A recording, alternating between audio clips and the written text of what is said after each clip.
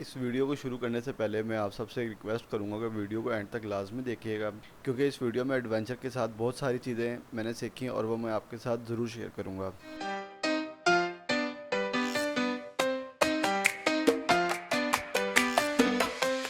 इस सफ़र में मेरे साथ एक हम सफ़र थे जिनकी मौजूदगी में मैंने काफ़ी कुछ सीखा, समझा और बहुत सारे मामलात इन्होंने भी ऑब्ज़र्व किए होंगे। सफ़र की शुरुआत होती है बेहतरीन माहौल के साथ। मौसम भी बहुत अच्छा था और सियालकोट से जब हमने सफ़र का आगाज़ किया, वज़ीराबाद में कुछ लोग हमें मिले, उन्होंने बड़ा हमें अप्रिशिएट किया। उनकी इस अप्रिशिएट से हमें बड़ा बूस्ट मिला और हम गुजरात की तरफ निकल पड़े।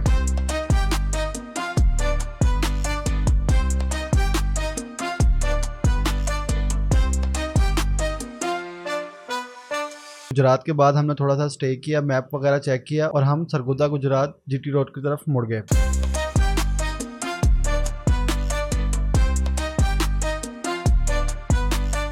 इस रोड पे एक गांव आता है चक कटाना, वहाँ से हमने नाश्ता किया, मकामी लोगों से मुलाकात की, बहुत अच्छा वहाँ पे उन्होंने रिस्पांस किया, बड़ी मोहब्बत से मिले और वहाँ से फिर हम निकल पड़े डींगा चलियानवाला से रसूलपुर ब्रिज की तरफ।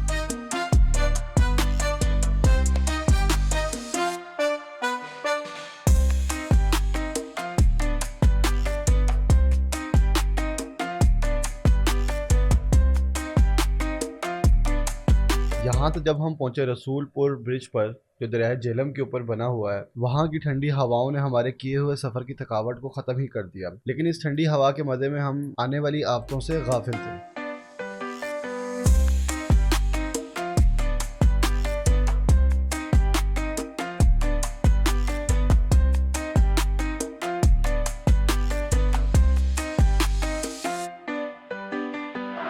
ब्रिज क्रॉस करने के बाद जब हम मिस्री मोड़ से जलालपुर शरीफ की तरफ मुड़े, तो क्या ही था कि रात को जब हम गूगल पर रूट चेक कर रहे थे तो 20 km बचाने के चक्कर में 60 किलोमीटर का इजाफी सफर, ना खत्म होने वाली जलालत के साथ टूटा हुआ रोड, मिट्टी के पहाड़ों में से आती हुई गर्म हवाओं की चपेड़ें, बाइक के तो नट बोल्ट हिलने ही थे, हमारे बॉडी पार्ट्स भी ऊपर नीचे हो गए।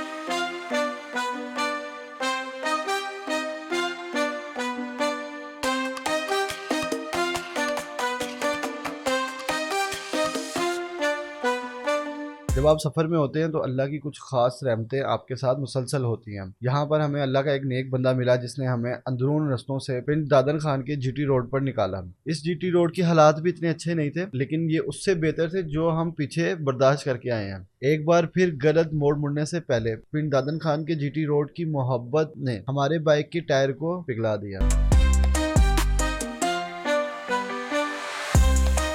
पंचर लगवाने के बाद हम उस मोड़ पर पहुंचे जहां पर लिए हुए फैसले ने हमारे इस सफ़र के बहुत सारे राजों को खोल के रख दिया। मुकामी लोगों का कहना था कि आप ख्योड़ा के रास्ते कटास टेम्पल जाएं, लेकिन इस बार हमने गूगल की मानने को तरजीह दी। खड्डे वाला रोड ना, वो हमने यहाँ पे निकलना था। ये वो अल्लाह की, ये नहर है ना? हाँ नहर नहर नहीं है, ये नीचे नहर है, वो जो बन रही थी, वो इसके इसके इसके उधर बन रही है वो नहर।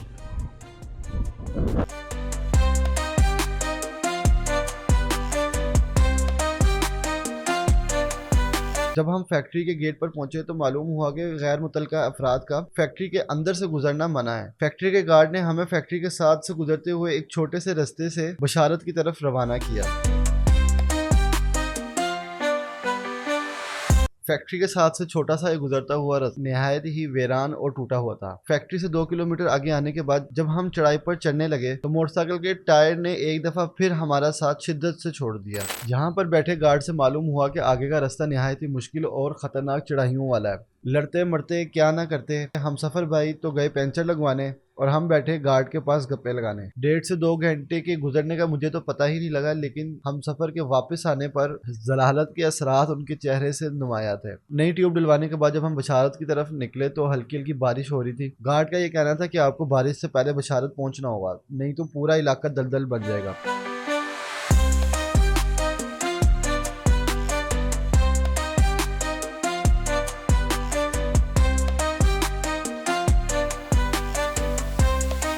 उस टाइम तो मैंने इतना सीरियस नहीं लिया उनकी बात को, लेकिन जब हम आगे गए तो पहाड़ की खुदाई की वजह से पूरा रास्ता रेगिस्तान बना हुआ था। खतरनाक चढ़ाइयाँ, पहाड़ी रेगिस्तान, खूबसूरत वादियाँ और दिलकश नज़ारों से गुजरते हुए इस डर के साथ कि बाइक का टायर दोबारा पंचर ना हो जाए या किसी जानवर का हमारे पे हमला ना हो।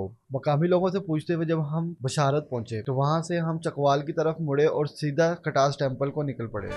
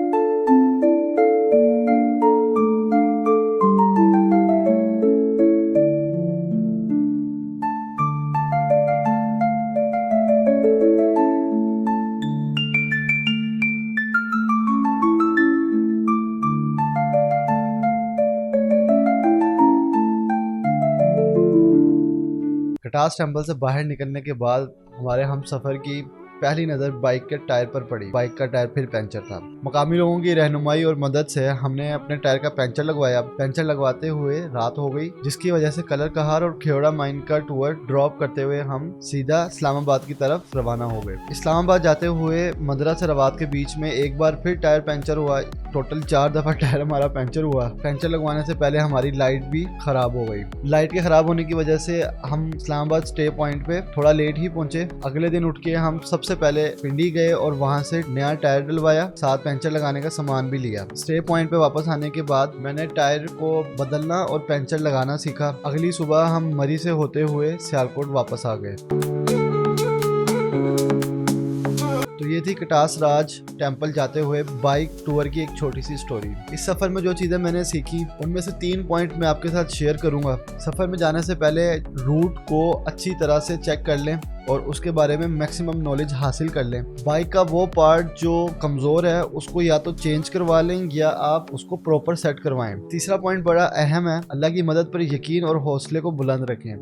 यहाँ पर मैं एक चीज़ आपके साथ ज़रूर शेयर करूँगा कि अगर आप ऐसे रूट पर जा रहे हैं जो आपका फर्स्ट टाइम है तो अपने साथ 2 तरह के बंदों को बिल्कुल भी ना लेके जाएं। एक वो बंदा जो बिल्कुल ही अनाड़ी हो और कम ज़र्फ इंसान हो, ये बंदा आपको जलील करवाएगा। दूसरा ऐसा बंदा जो ओवर क्लेवर हो और ज़िद्दी हो, ये बंदा आपको जलील के साथ रुसवा भी करवाएगा। हमारे हम सफ़र के टेक्निकल एक्सपीरियंस और बुलंद हौसले ने इस सफ़र में बहुत जान डाली है।